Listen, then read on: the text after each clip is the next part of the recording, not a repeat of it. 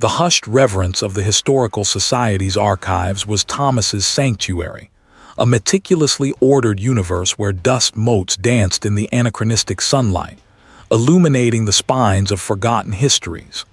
My days unfolded with the predictable rhythm of turning pages and cataloging whispers from the past.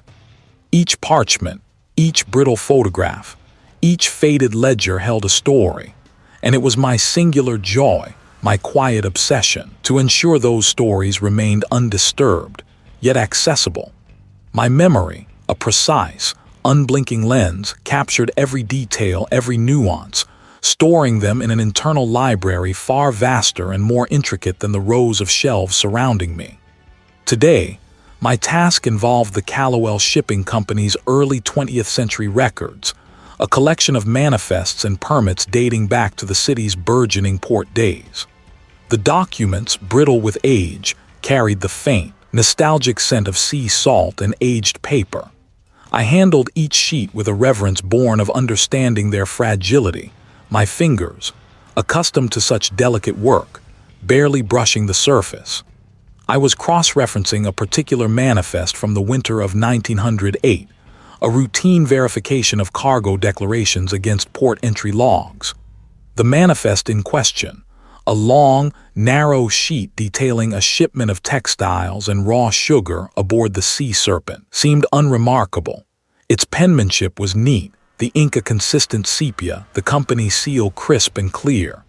My gaze, however, lingered on the bottom right corner, a space usually reserved for the harbor master's signature or a custom stamp. Here, beneath a faint, almost invisible smudge, a series of minuscule indentations caught the light just so. Most would dismiss it as an imperfection in the paper, a stray mark from a long-lost desk. But my eyes, trained to discern the subtlest variations, registered an unnatural pattern. It wasn't ink. It was an impression, a ghost of pressure, a language of its own etched into the fibers. I carefully adjusted the angle of the archival lamp, coaxing the light to rake across the surface. The indentations deepened, revealing themselves not as random scratches, but as a deliberate sequence. A series of numbers and letters, pressed into the paper with a blind stylus, then meticulously rubbed to obscure their presence. 7-14-08 LD34 CSHC. My breath hitched, a silent, internal tremor. The Serpent manifest was dated December 14, 1908. 7-14-08. The month and day were reversed, a small, almost imperceptible shift, yet enough to register as an anomaly against the meticulous dating conventions of the era. The LD34 was meaningless to me, a cipher without a key. But the final four letters, CSHC, a chill, subtle and insidious, snaked through me. I knew that acronym. It stood for cargo ship hold with hidden compartments. My mind, a vast database of historical minutiae, immediately cross-referenced. The Callowell Shipping Company had indeed been involved in a notorious incident in the spring of 1909, a vessel disappearing without a trace, its cargo of industrial machinery never reaching its destination. The incident had been officially attributed to a fierce Atlantic storm, a tragic but unremarkable maritime loss. The orderly grid of my day, my week, my entire existence began to ripple. The air in the archive, usually a comforting blanket of stillness, now felt charged, heavy with an unspoken question. This wasn't just a clerical error, it was an intentional act, a deliberate concealment. Someone, long ago, had gone to great lengths to embed this message, knowing it would likely remain unseen, unheard. A quiet hum of unease vibrated beneath my ribs. My fingers, usually so steady, felt a faint tremble as I carefully placed the manifest back into its protective sleeve. My photographic memory had not just recorded the message. It had etched the precise texture of the paper, the subtle variations in its yellowed surface, the way the indentations caught the light. It was there, indelibly marked in my mind, a persistent echo.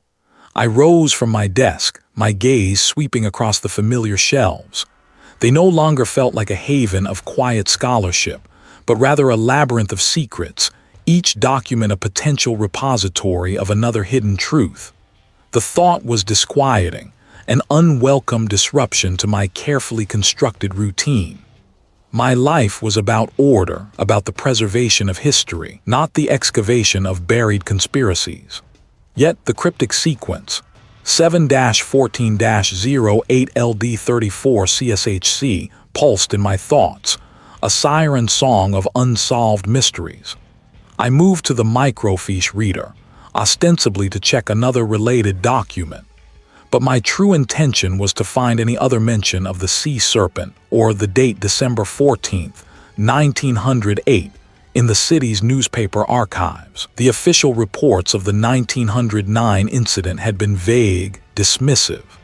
But perhaps, buried in the daily announcements in the classifieds, there might be another, less obvious thread. I scrolled through the grainy images of old newspaper pages, my eyes scanning for anything out of place, anything that might connect to my cryptic discovery. The logical part of my mind, the archivist, told me to dismiss it, to attribute it to an overactive imagination, a trick of the light. But the deeper, more primal part, the part that had always thrilled at uncovering a hidden pattern, urged me onward. This was not a simple puzzle for academic curiosity. This felt like a doorway subtly ajar, leading into a world far more complex and dangerous than the tranquil corridors of the historical society. And I, Thomas, the quiet archivist, felt an undeniable pull to step through. My days unfolded with the predictable rhythm of turning pages and cataloging whispers. But the whisper I had uncovered moments ago was no gentle breeze. It was a cold draft, carrying the scent of something long buried and dangerous. The old business ledger, its binding cracked and brittle, lay open on my desk, a beacon of disruption in my otherwise tranquil existence. My fingers traced the peculiar glyphs etched into the vellum margin of a financial entry from October 1947. They were small, almost decorative, blending seamlessly with the aging paper, yet my eye, trained by years of minute observation, knew them to be an anomaly. Not a doodle, not a printer's mark, but deliberate, intricate symbols. My mind, a vast library of stored images, instantly cross-referenced them. A flicker, then a surge. Years ago, I had cataloged a collection of pamphlets from a defunct fraternal organization, their covers adorned with similar, though not identical, motifs. The memory was crisp, faded indigo ink on cheap, rough paper, a lion rampant clutching a trident surrounded by these very glyphs. The organization had been obscure, dismissed by historians as a short-lived social club, yet my gut clenched with an unfamiliar unease. These weren't random. They were a signature. My breath hitched. The ledger's entry detailed a substantial payment to a shipping magnate, a man whose name, Bartholomew Thorne, still resonated through the city's industrial history. Thorne and Sons Shipping, a colossal enterprise that had once dominated the city's docks. My photographic memory, a relentless curator of dates and events, pulled forth a headline yellowed and stark. Thorne heir vanishes from sea serpent. I pushed back from the desk, the polished wood groaning faintly under my weight. My sanctuary felt less safe, the air suddenly thick with unseen threads. The disappearance of young Arthur Thorne, Bartholomew's only son, had been a scandal that rocked the city for decades. A fishing trip gone awry, the official report claimed, a rogue wave, a body never recovered. I had always dismissed them as the city's morbid fascination with tragedy, but now a direct link lay before me. My fingers flew across my keyboard, summoning digital archives, old newspaper clippings, police reports that had been declassified just last year. The search terms danced across the screen: Arthur Thorne disappearance, Thorne and Sons Shipping, Sea Serpent. Each click of the mouse was a beat of a drum, louder and more insistent. The articles unfurled, a monochrome tapestry of grief and speculation. The family, powerful and untouchable, had offered an unprecedented reward. The police investigation had been extensive, yet ultimately fruitless. But then, a detail buried deep within a police incident report from November 1947, a supplementary note filed by a junior constable. My eyes widened, devouring the text. Regarding the vessel, the Sea Serpent, it read, "A preliminary structural survey noted unusual modifications to the lower cargo deck. Specifically, discrepancies in bulkhead thickness, and a section of the aft hold that appeared to be compartmentalized beyond standard schematics. Further investigation into these hidden compartments was deemed unnecessary by supervising officers, citing resource allocation and the unlikelihood of relevance to Mr. Hidden compartments." My mind raced, piecing together fragments. The payment in the ledger, the glyphs, the missing heir, and now, the cargo ship hold with hidden compartments. It wasn't a coincidence.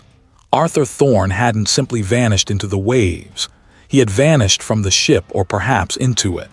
A tremor ran through me, a foreign sensation, both fear and a burgeoning sense of purpose. My life had been one of quiet order, of dusty facts and predictable routines. This was different. This was a jagged shard of history, sharp and dangerous, protruding into my carefully constructed world. Who was Bartholomew Thorne paying? And why were these glyphs, symbols of a supposedly defunct society, present in his ledger on the very day his son disappeared? The official narrative of a tragic accident felt flimsy, a thin veil over a brutal truth.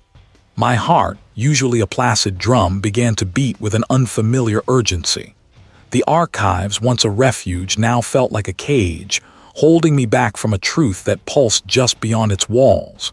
I was no detective, no adventurer, merely an archivist. I couldn't unsee what I had seen, couldn't unknow what I had learned.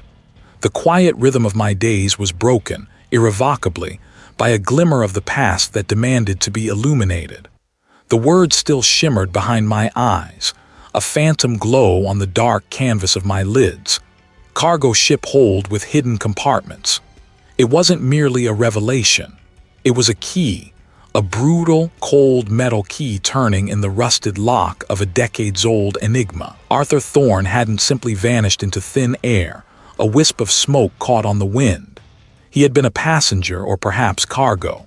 The notion chilled me, yet a fierce resolve, unfamiliar and sharp, began to ignite within my quiet archivist's soul. The fluorescent hum of the main hall, usually a soothing drone, grated on my nerves. I needed to move, to follow this thread before it unspooled into nothingness. My fingers, accustomed to the delicate turning of brittle pages, now flew across a digital terminal, port manifests, shipping logs, decades of maritime traffic reduced to rows of data. My photographic memory, a blessing I often took for granted, became my greatest weapon. I sifted through the entries, cross-referencing dates from the original ledger, searching for any vessel that might align with the cryptic payment, the glyphs, the missing heir. Hours bled into one another, the glow of the screen etching itself into my vision. Coffee, lukewarm and bitter, was my only companion. Then a name materialized, stark against the digital grid. The siren's call. Its dates of departure and arrival, its listed cargo, its registered owner, a subsidiary of the very family named in the ledger. The ship's last recorded port of call, before its official decommissioning years later, was the city's industrial docklands, a sprawling, forgotten limb of the metropolis. The journey to the docks was a descent into another world. The polite murmur of the city faded, replaced by the guttural roar of heavy machinery and the mournful cry of gulls. The air grew thick with the smell of brine, diesel, and something metallic, industrial, like old blood. My sensible shoes crunched on gravel and forgotten debris. The quiet determination that had propelled me from my desk now mingled with a nascent fear, a tightening in my chest.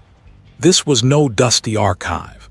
This was the raw, exposed edge of the city, a place where secrets were not cataloged but buried. I located the specific pier, a desolate stretch of cracked concrete where a few rusting hulks of decommissioned vessels rested, monuments to forgotten trade. The siren's call was among them, a leviathan of faded red and black, its paint peeling like sunburnt skin. Its sheer size was imposing, a silent sentinel against the gray sky. My gaze instinctively swept over its hull, searching for any unusual markings, the glyphs from the document perhaps. Nothing immediately apparent. As I drew closer, a figure emerged from the shadow of a maintenance shed. He was a stocky man, his face a landscape of weathered lines, his eyes as hard and gray as the concrete beneath our feet. He wore the uniform of a dock security officer, though his posture suggested more than mere vigilance. He blocked my path, his arms crossed over a barrel chest. "Lost, friend." His voice was a low growl, laced with an unmistakable edge of suspicion. "I'm an enthusiast," I stammered, my carefully constructed cover story feeling flimsy in the face of his scrutiny. "A maritime history buff.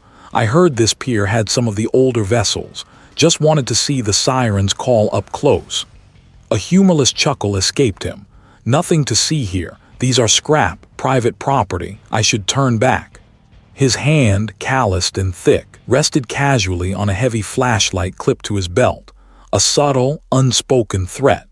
My heart hammered against my ribs, but my archivist's mind, trained to observe, noted the way his eyes darted to a specific section of the ship's midsection, just below the main deck.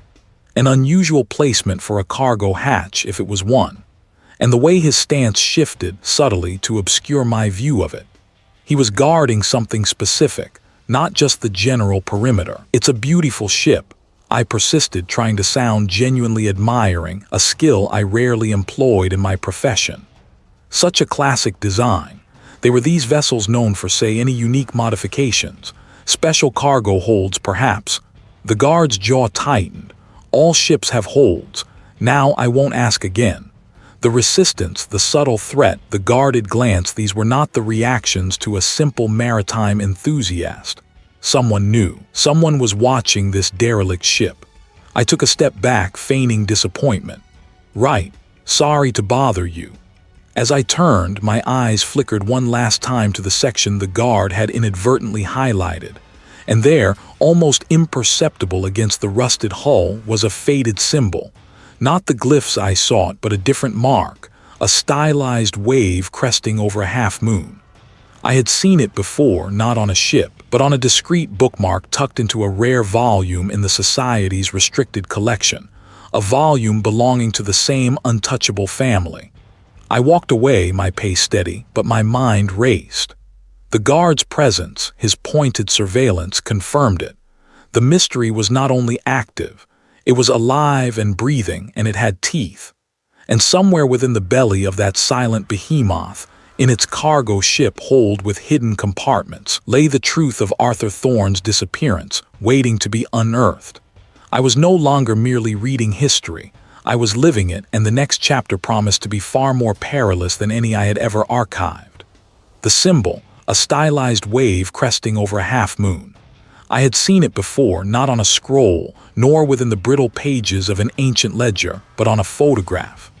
A silver locket, clutched in the hand of the missing journalist, its surface reflecting a dim, long-gone light. The image, tucked away in an obscure file, had haunted me for weeks, a fleeting detail I dismissed as mere ornament. Now it burned with a new, searing clarity. The guard's heavy footsteps receded, his whistle a fading echo down the pier. I waited, a statue carved from bone and apprehension, until the silence of the docks swallowed all sound save the creak of distant ropes and the lapping of the tide. My heart, a frantic drum against my ribs, urged caution. Yet my mind, a relentless engine, pulled me back towards the hulking vessel. The stylized wave, the half-moon, it was a key, a whisper from the past that demanded an answer. Under the cloak of the encroaching dusk, I slipped back into the derelict warehouse, its cavernous interior smelling of brine and decay. The air was thick with the ghosts of forgotten cargo. My gaze, sharpened by a burgeoning obsession, found the specific ship, its rust-streaked hull a testament to countless journeys and silent histories. The symbol, faint yet undeniable, was my compass. This wasn't just a ship, it was a cryptic message, a floating vault. Finding entry was a matter of patience and a certain audacity I hadn't known I possessed. A loose panel near the stern, hidden beneath a cascade of tattered tarpaulin, yielded with a groan of tortured metal. The air within was stagnant, heavy, as if time itself had ceased to breathe. I moved with the stealth of a predator, my senses on high alert, my archival training for meticulous observation now repurposed for survival. The symbol, I reasoned, marked not just the ship but a specific place within it. I scanned every surface, every rivet, every patch of peeling paint. My breath hitched as the beam caught another, smaller wave-end moon crest, etched into a wooden crate near a bulkhead. This wasn't random. Behind the crate, a section of the steel wall seemed different. A subtle seam, barely visible, ran vertically then horizontally, forming a rectangle, a hidden door. My fingers, numb with a mix of fear and exhilaration, traced the outline. There was no handle, no obvious latch. I pushed, pulled, prodded, my muscles aching with the effort. Finally, a faint click resonated through the metal. The panel, heavy and resistant, slid inward with a slow, grinding sigh, revealing a narrow, unlit passage. I stepped into the passage, my penlight dancing ahead. It led to a small, circular chamber, surprisingly well-maintained compared to the rest of the hold. Dust motes danced in my light, disturbed by my intrusion. This was it. This was one of the cargo ship hold with hidden compartments. On the table lay a single, leather-bound book, its cover embossed with the familiar wave-end moon crest. My hands trembled as I reached for it. The leather was smooth, cool beneath my fingertips. I opened it. It wasn't a logbook, nor a ledger of goods. It was a roster. Names, dates, cryptic entries. Below his name, a series of symbols mirroring the glyphs I had found in the Historical Society documents stood stark against the aged paper. This was a society meticulously organized, its tendrils reaching through generations. They were not just preserving history, they were shaping it, twisting it to their own ends. My breath hitched. My eyes darted around the small chamber, suddenly feeling exposed, vulnerable. A faint creak echoed from the main hold, a sound that wasn't the ship settling. I was not alone. The hidden compartment, my sanctuary moments ago, now felt like a trap. The scale of this conspiracy, once a distant abstraction, had materialized around me, vast and suffocating. I was a quiet archivist, not a warrior, yet here I was, standing in the lion's den, holding its very secrets. And the lion, I suspected, was stirring. The stylized wave, cresting over its half-moon, burned behind my eyelids. It was not merely a mark, a forgotten flourish on parchment. It was a key, a link forged in the crucible of absence. The silver locket, clutched in the missing journalist's hand, its surface mirroring a forgotten light. The image had been a fleeting memory, a fragment from a vast digital archive I'd once meticulously categorized. Now it was a compass needle, quivering towards a truth I was ill-equipped to face. My archivist's mind, usually a quiet, ordered library, had become a storm of cross-references. The journalist had vanished over a decade ago, her disappearance a cold whisper in the city's annals. Her final, half-finished article, a rambling expose on the city's historical shipping lanes and their curious lack of oversight, had been dismissed as amateurish, paranoid. But I remembered a particular detail, an obscure footnote she'd included, referencing a specific dockyard, notorious for its shadowy dealings and the infrequent, unlisted arrival of certain vessels. She'd hinted at a pattern, a rhythm of illicit cargo. The locket, then, was not merely a personal adornment. It was a badge, perhaps of a connection or a warning. The symbol was too precise, too unique to be coincidence. My fingers, accustomed to the delicate rustle of aged paper, now traced the phantom edges of that crest. I felt a cold certainty settle in my bones. The journalist had found something vital, something that had cost her everything.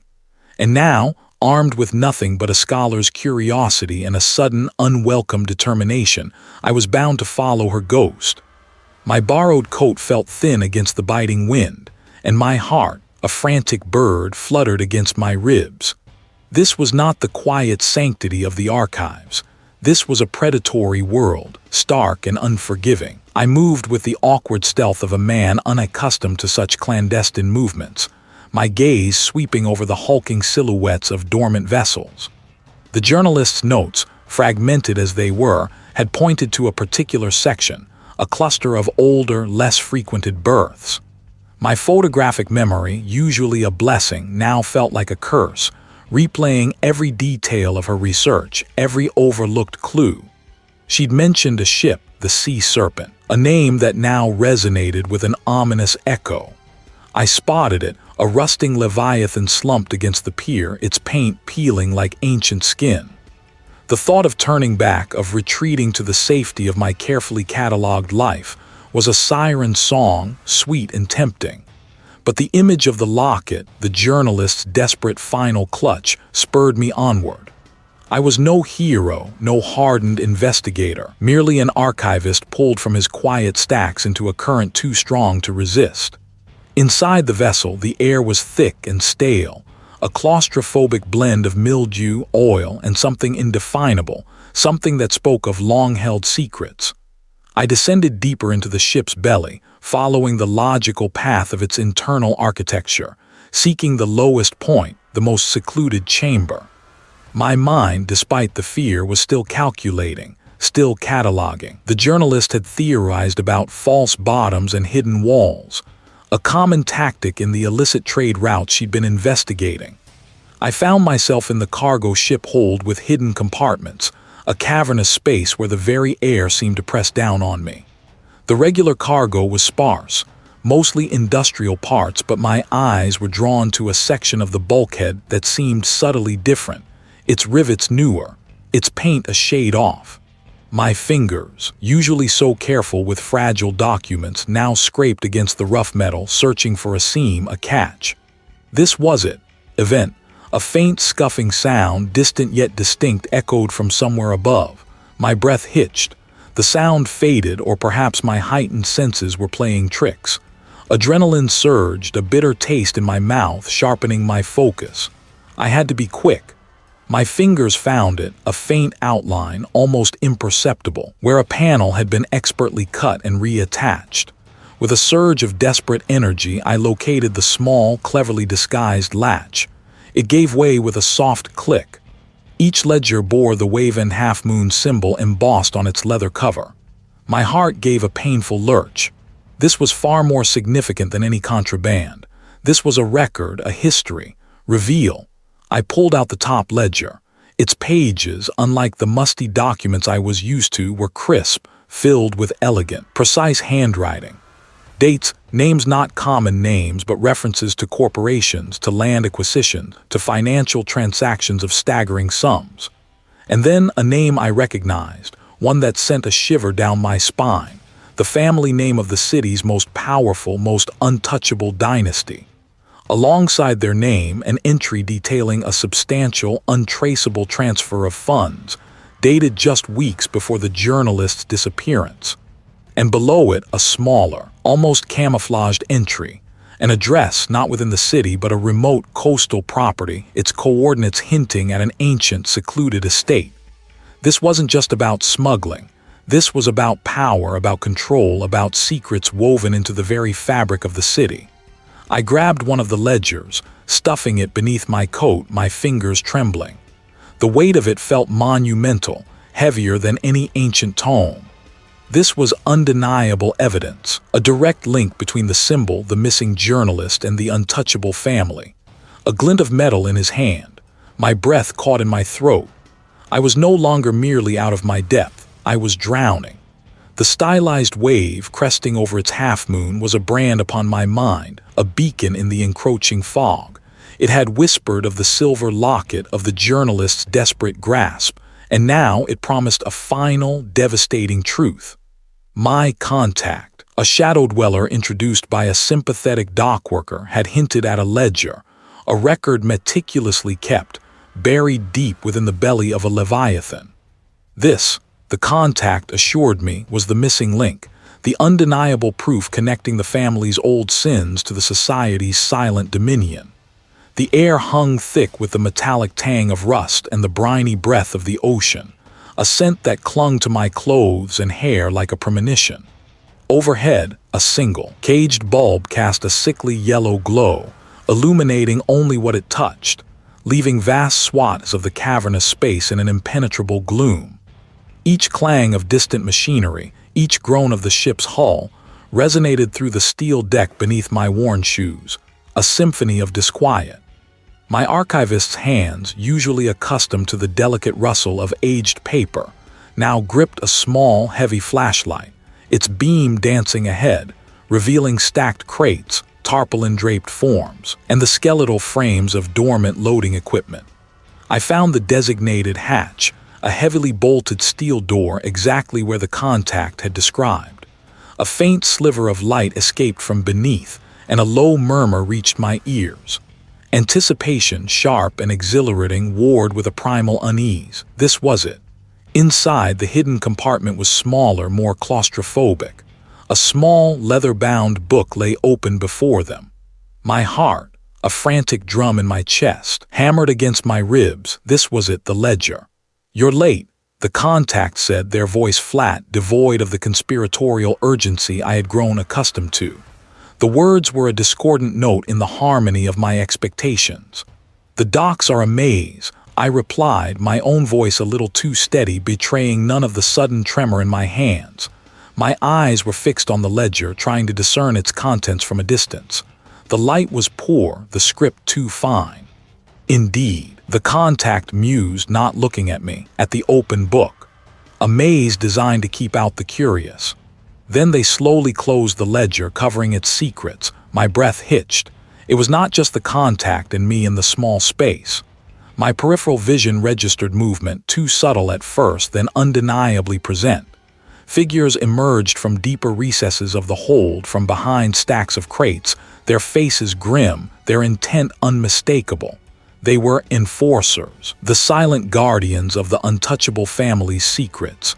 "Bait," I echoed, the word a rasp in my throat. My archivist's mind, so adept at pattern recognition, was now screaming. My contact was merely a convenient distraction, a shepherd leading a lamb to slaughter.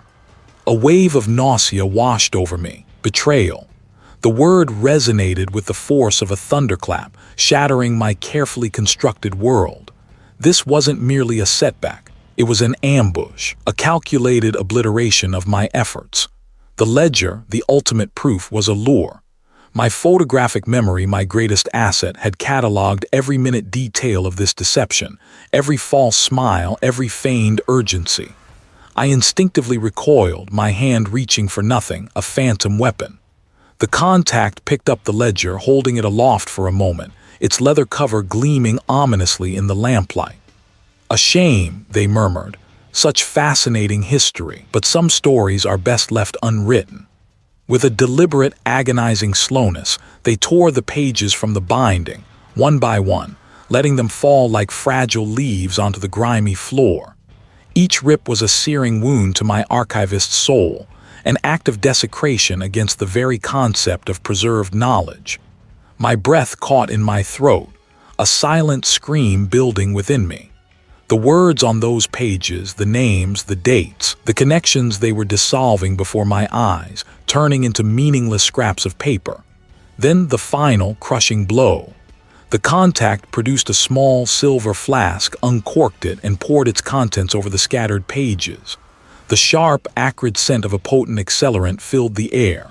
A single match flared, held aloft, its tiny flame dancing in the gloom, a grotesque parody of the truth I sought.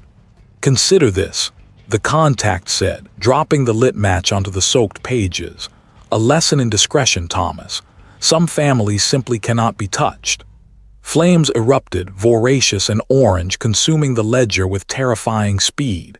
The heat pushed against my face, but it was nothing compared to the ice in my veins. The proof, the key, the culmination of my relentless pursuit was dissolving into ash and smoke, its secrets vanishing forever. My legs felt like lead, my mind reeling. The enforcers moved in, their presence a suffocating weight. I tried to lash out, to resist, but my movements were clumsy, born of despair, not strategy. A brutal blow to the head sent a blinding flash across my vision, followed by a dizzying lurch. I stumbled, tasting blood and the bitter tang of defeat. My carefully ordered world had not merely cracked. It had shattered, leaving me adrift in a sea of ashes. The heat that clawed at my face was a phantom limb compared to the searing emptiness in my chest. The ledger, my painstaking work, the culmination of sleepless nights and whispered fears, had become a pyre. Orange tendrils consumed its brittle pages, each curl of smoke a mocking whisper of lost secrets. My leverage, my proof, dissolved into the indifferent air. But then, a spark, born of desperation and the stubborn refusal to yield, ignited. They had burned the physical manifestation, yes, but they could not burn what lay etched behind my eyes. A flicker. A specific, almost illegible entry on the second-to-last page, half obscured by a coffee stain. A sequence of numbers, not financial but something else entirely, followed by a code and a single stark word, Harbinger.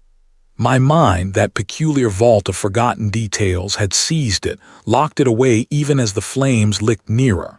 Harbinger. A portmanteau, perhaps, or a ship's name. My archival instincts, honed by years of cataloging the forgotten, screamed at the connection. It was a leap, a desperate arc across a chasm, but it was the only bridge I had left. My breath plumed before me, mirroring the frantic pace of my thoughts. I clutched the single, smudged photograph of the ledger's cover, the only thing I had managed to salvage, as if its faded image could still conjure the lost truth. The detective, unreachable since our last hurried exchange, was a distant hope. I was alone, a quiet archivist armed only with memory and an inconvenient sense of justice. Towering cranes loomed like skeletal giants against the nascent light. The air grew thick with the smell of brine and diesel. I moved with a practiced anonymity, a ghost among the early workers, my eyes scanning for any vessel that might bear the name Harbinger, or something akin to it. My heart beat a frantic rhythm against my ribs, not from fear but from a desperate urgency. There, tucked away in a less frequented berth, sat a medium-sized cargo vessel. This was it. The numbers I remembered, the code, they had to be coordinates or perhaps a container number.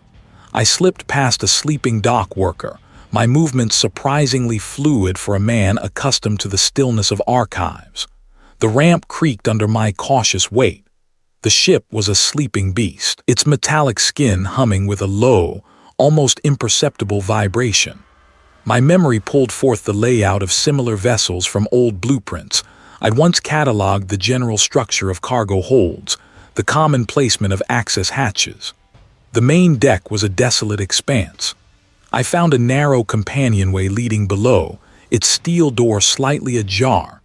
A faint, metallic scent, not of rust or oil, but something sharper, chemical, hung in the air. My hand trembled as I pushed the door open, revealing a steep, dimly lit stairwell.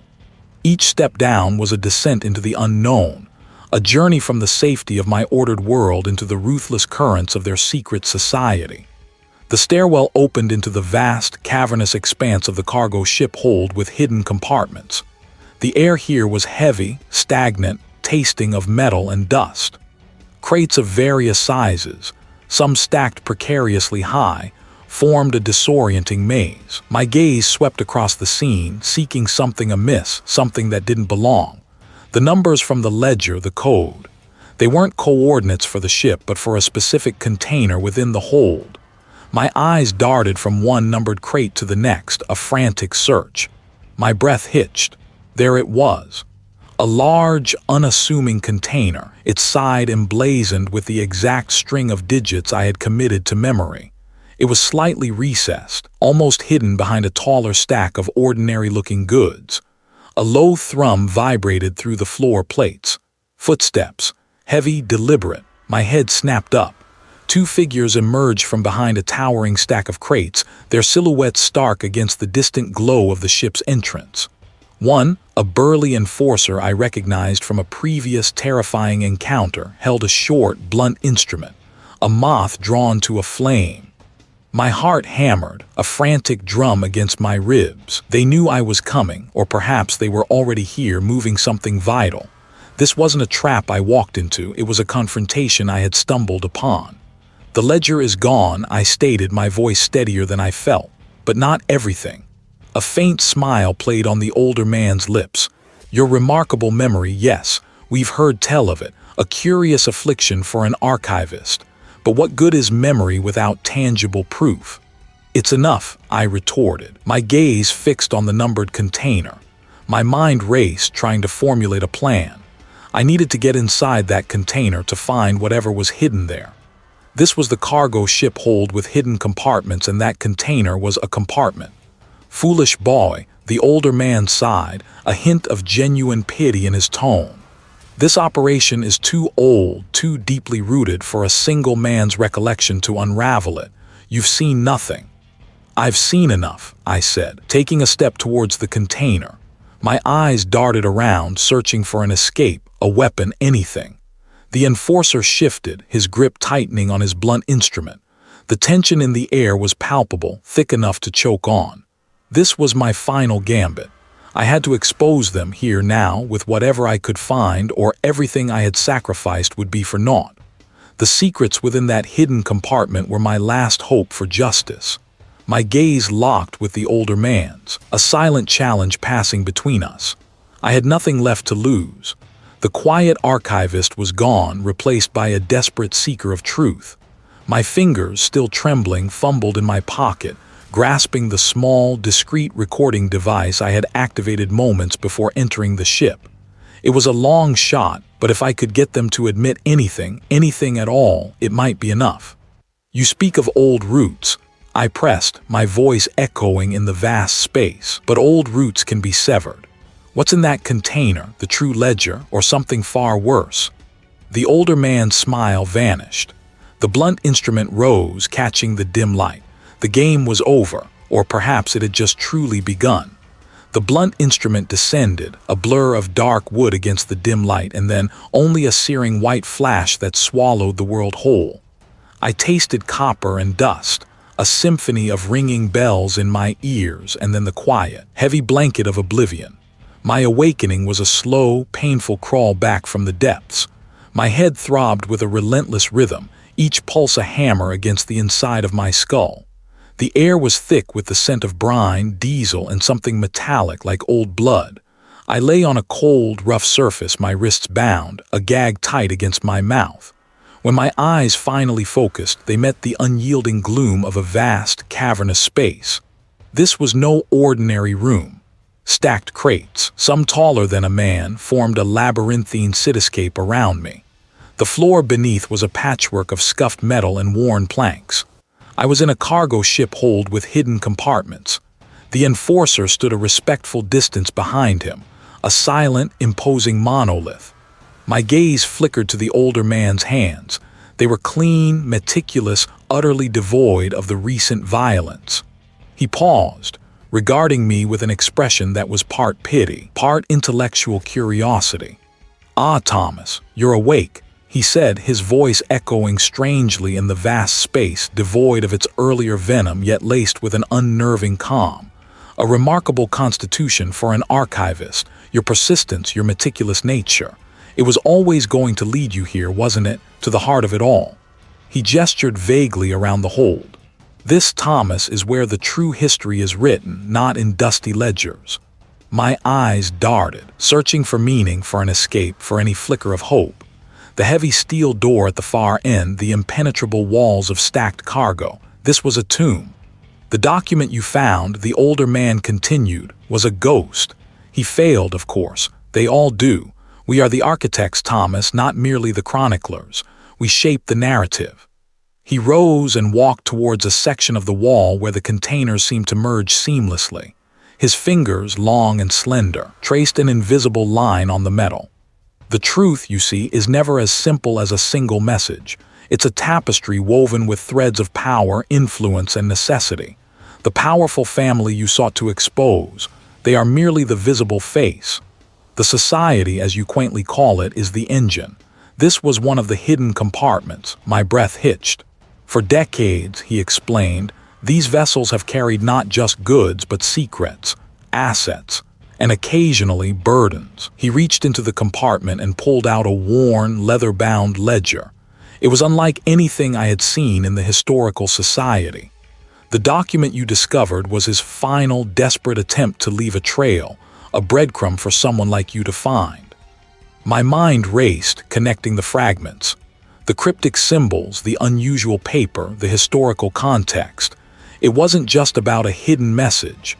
It was a map, a guide to their clandestine network. The older man's arrogance was his undoing. He was revealing everything, believing me powerless. And what of the secret society? I managed, my voice muffled by the gag, but my intent clear in my eyes. He smiled, a thin, predatory curve of his lips. The society ensures continuity. Power, Thomas, abhors a vacuum. We simply fill it. We guide, we protect, we control. A disruption. His efforts, though noble in his own misguided way, threatened the delicate balance we maintain. He tossed the ledger onto a nearby crate, the thud echoing in the vast space. He believed that truth, like water, would always find its level. He was wrong. Truth, Thomas, is what we allow it to be. My eyes, however, were not on the ledger. They were on a faint, almost imperceptible scratch mark on the steel floor near the hidden compartment. A tiny, almost invisible groove fresh amidst the older corrosion. It angled towards a loose plank slightly raised, where the older man had momentarily rested his foot. It was the only flaw in his perfect, controlled environment, a detail he in his hubris had overlooked. In that brief interlude I saw it, a glint of metal beneath the loose plank. Not just a defect, but a tool. A small, flat pry bar, perhaps left by a careless worker. My heart, despite the pain and fear, began to beat with a new, urgent rhythm. He saw me as a quiet archivist, a man of paper and ink. He didn't see the determination that had led me from my safe, ordered life into this ruthless world. The game, as I had once thought, was far from over. It had merely shifted arenas. And I, a quiet archivist, was about to write my own ending. My eyes fixated on that loose plank, on the glint of metal. The consequences of my actions were clear. I had risked everything. But in this moment, amidst the stench of diesel and the shadow of death, a new purpose ignited within me. Not just to survive, but to ensure that the truth, my truth, would not be lost. The quiet archivist was gone. A different kind of chronicler had emerged, one who would not merely record history but fight for it. The enforcer raised his arm, but I had already begun to strain against my bonds, my gaze locked on the glimmering hope beneath the floorboard, a silent prayer that the ship would lurch again, just one more time.